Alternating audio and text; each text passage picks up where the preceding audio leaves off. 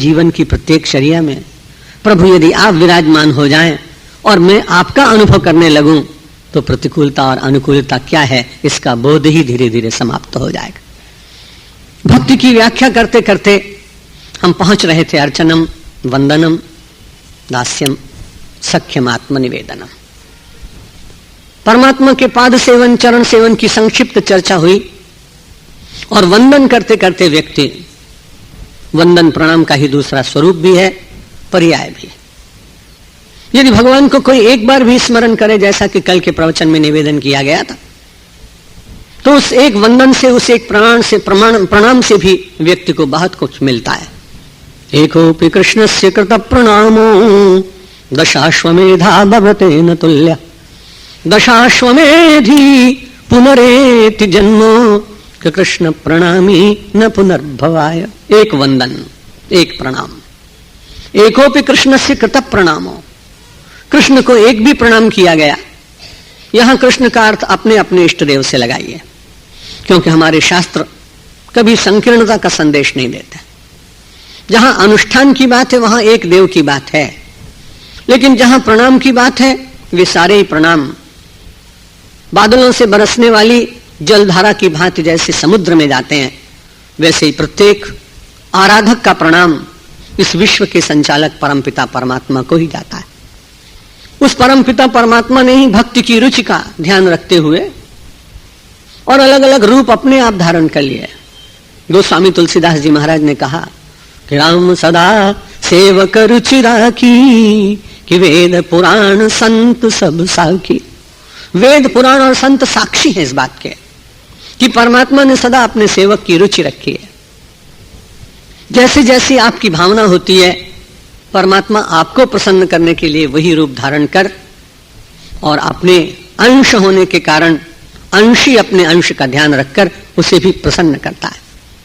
एकोपि कृष्णस्य कृत प्रणामो, आपने अपने इष्टदेव को एक बार भी वंदन किया तो उस वंदना में बहुत बड़ी शक्ति है।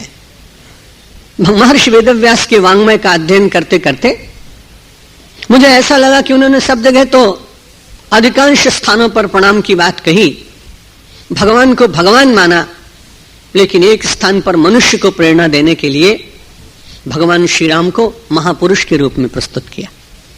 मानो महर्षि दयानंद की बात उन्होंने कई हजार वर्ष पहले स्वीकार कर ली।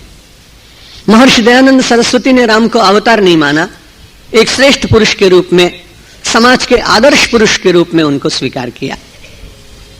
हाँ, उन्होंने सब जगह भगवान को भगवान माना, लेकिन मनुष्य को प्रेरणा देनी है, समाज को प्रेरणा देनी है, इसलिए एक स्थान पर उन्होंने वंदना की भगवान श्री राम की।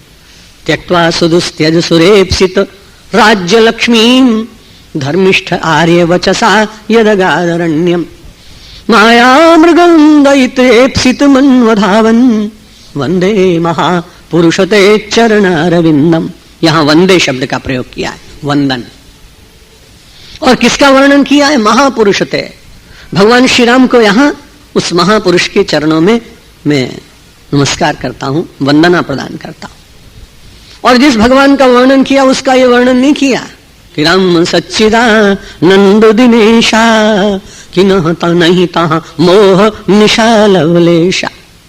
उस सच्चिदानंद को यहां पर स्मरण नहीं किया, क्योंकि सच्चिदानंद वेदांतियों का हो सकता है और सच्चिदानंद धीरे धीरे भक्त के हृदय में भी प्रकाश देने वाला, ज्ञान प्रदान करने वाला, आनंद की स्थिति प्रदान करने वाला ब्रह्म हो सकता है। लेकिन यहां महर्षि वेदव्यास को लगा कि ये सारा संसार जहां जीता है सड़क पर, बड़े बड़े कारखानों में, गोदियों में, बंदरगाहों में काम करने वाले सैकड़ों हजारों मजदूर, और वो कभी सत्संग में नहीं जा पाते हैं, उनको सुविधाएं भी नहीं है, समय भी नहीं है, ज्ञान भी नहीं है, महत्ता भी ज्ञात नहीं है। उन लोगों के सामने कोई एक ऐसा आदर्श पुरुष रहना चाहिए जिससे वर्ग संघर्ष समाप्त हो जाए, लड़ाइयां अधिकार के लिए ना हो, प्रेम कर्तव्य के प्रति जागे और प्रेम से किया गया कर्तव्य अधिकार को विवश करे कि वो उसके निकट अपने आप चला जाए।